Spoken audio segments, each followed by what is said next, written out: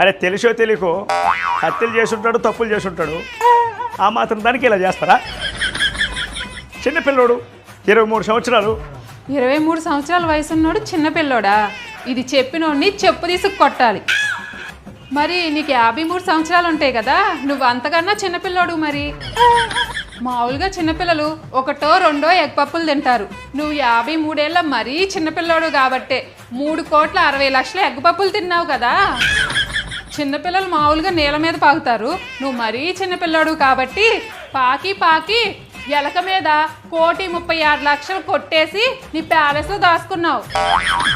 చిన్నపిల్లలకి మామూలుగా passport size ఫోటోలు తీపిస్తాం. నువ్వు పాస్బుక్ల మీద నీ ఫోటో వేయించుకుని ఏకంగా 13 కోట్లు దొబ్బేశావు. నువ్వు మరీ చిన్నపిల్లోడివయ్యా. మామూలుగా చిన్నపిల్లలు ఇసుకలో చిన్న హోమ్ కట్టుకుంటారు.